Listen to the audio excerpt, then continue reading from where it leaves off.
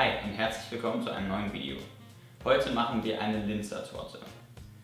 Ihr habt bestimmt alle mal davon gehört, das ist einfach eine Torte mit einem Teig, der so eine Art nussiger Mürbeteig, wenn man will, ein bisschen mehr Nuss drin. Und dann ist sie bestrichen mit Himbeermarmelade. Ich werde das ganze Rezept in der doppelten Ausführung machen, wenn man will. Also ich werde es komplett verdoppeln. Einfach, weil erstens, die schmeckt super gut und zweitens, ich muss ein Blech voll kriegen. Und dazu reicht eben das normale Rezept nicht, was für 28 cm Form geht. Also was man für die einfache Portion braucht, sind 125 Gramm Butter, 125 Gramm gemahlene Mandeln oder Haselnusskerne, 125 Gramm Zucker, 200 Gramm Weizenmehl, dann braucht man ein Ei insgesamt, was wir gleich noch trennen werden müssen, eine Packung Vanillinzucker, ein paar Nelken, also man braucht eigentlich eine Messerspitze gemahlene, ich habe jetzt nur ganze, das heißt wir werden die gleich noch mahlen müssen. Dann braucht ihr noch einen Teelöffel Zimt, einen Teelöffel Backpulver und ein bisschen Bittermandel-Backaroma. Davon immer nur so ein ganz paar Tropfen, wir brauchen auch hier nur 2 Tropfen oder so. Sehr vorsichtig mit sein, das kann nämlich sonst fatal schmecken. Und dann schlussendlich, was wir jetzt erstmal noch nicht brauchen, aber gleich ist eine Himbeermarmelade oder Himbeerkonfitüre, wie es ja eigentlich ist. Ich würde so sagen um die 200 Gramm, aber das ist jedem selbst überlassen. Man kann da, wenn man es nicht so süß haben will, kann man es bei 100 Gramm ungefähr anpeilen. Wenn man es normal haben will, dann 200 Gramm. Wenn man es wirklich sehr himbeerig und sehr süß mag, dann würde ich sogar vielleicht ein bisschen mehr als 150, 300 Gramm nehmen. Also wir fangen damit an, dass wir unser Mehl in eine große Schüssel tun und das Ganze dann mit unserem Backpulver vermischen. Einmal ganz kurz mit einem Schneebesen grob durchmischen. Dann könnt ihr jetzt hier, also ich mache das jetzt in der Schüssel, ihr könnt es auch einfach auf einer Arbeitsplatte machen. Ich werde das auch hier mit meinem Mixer machen, einfach weil es sonst mir zu viel wird. Ich werde wahrscheinlich sowieso was mit der Hand machen müssen, aber ich mache jetzt einfach eine kleine Kugel in die Mitte. Sehen eure Hände wundervoll aus. Könnt ihr dann den Zucker reingeben. Und die Gewürze. Also einmal ein Teelöffel Zimt, bei mir ist ein bisschen mehr.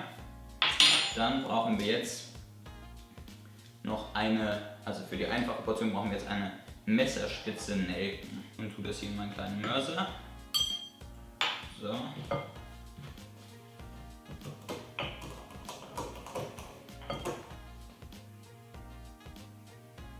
Diese besondere Gewürzmischung aus Nelken und Zimt macht eben die Linzer Torte zu einem super Herbst- oder auch sogar Weihnachtskuchen.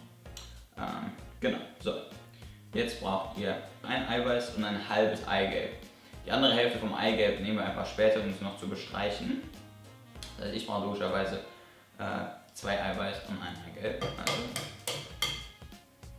eine ganze. Und jetzt Eier trennen. Da gibt es verschiedene Methoden. Wenn man jetzt nicht hier noch irgendwas drum fliegen hat, dann kann man das auch mit so einer Flasche versuchen wieder aufzusaugen. Meiner Meinung nach ist immer noch die idiotensicherste oder die für mich einfach am besten funktioniert, wenn ihr es aufschlagt. So, ganz vorsichtig.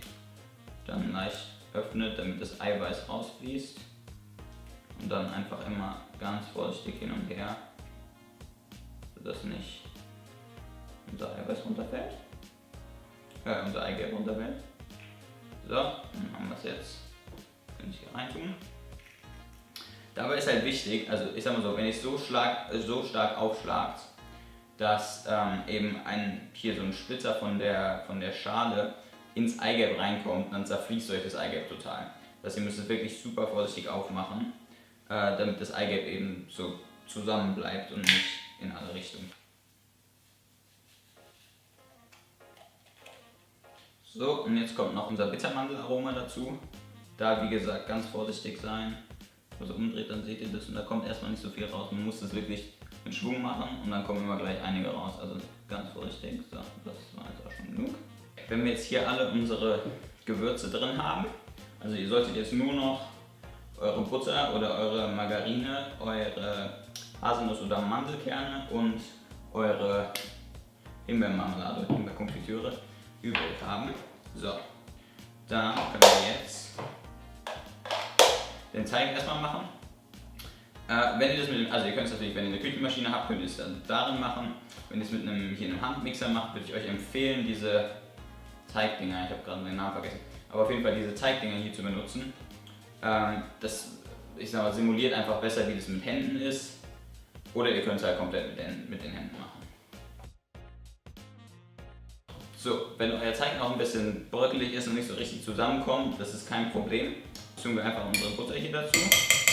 Wenn wir dann die Butter dazu getan haben, dann fehlen uns nur noch unsere Nüsse.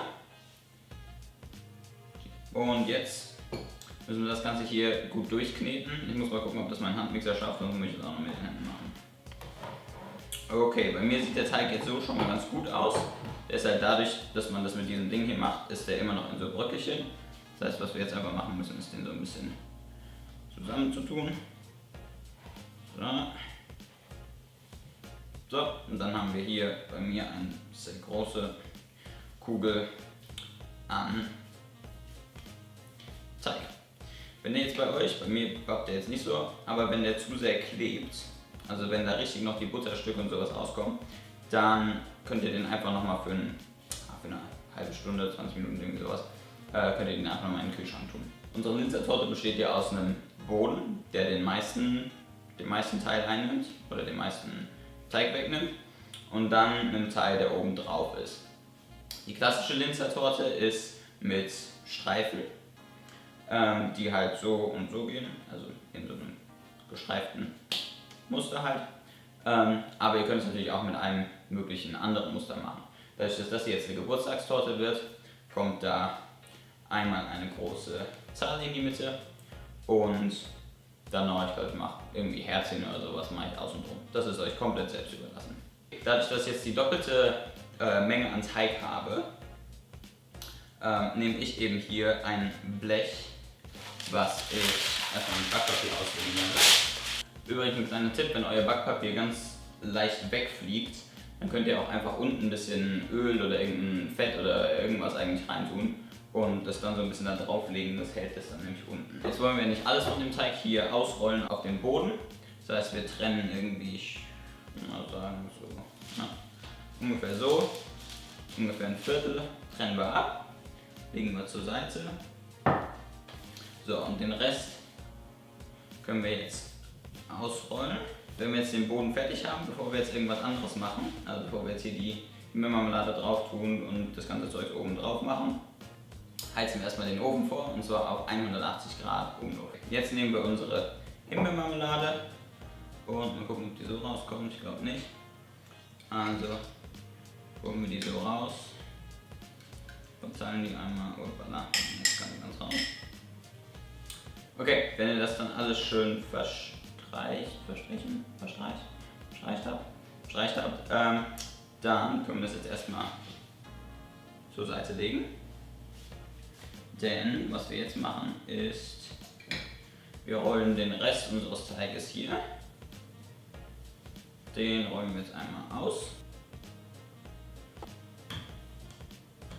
Wenn ihr jetzt so wie ich eine Zahl oder einen Buchstaben oder irgendwie sowas ausschneiden wollt, würde ich euch empfehlen, das mit einem Pizzacutter zu machen, weil der einfach viel sauberer schneidet und ihr es nicht so ziehen müsst. Die Torte ist jetzt fertig belegt, das heißt, alles was wir jetzt noch machen müssen ist, unser Eigelb hier mit einem kleinen bisschen Milch zu verquirlen, entweder einfach mit einer Gabel oder mit so einem kleinen Schneebesen hier. Nehmt ihr euch so ein Pinselchen, einen Backpinsel, und geht einfach mal hier über alles, was da oben ist, so ein bisschen drüber damit. Dann könnt ihr euch zum Beispiel hieraus noch ein Rührei machen. Und solange geht das hier jetzt aber für 25 bis 30 Minuten in den Ofen.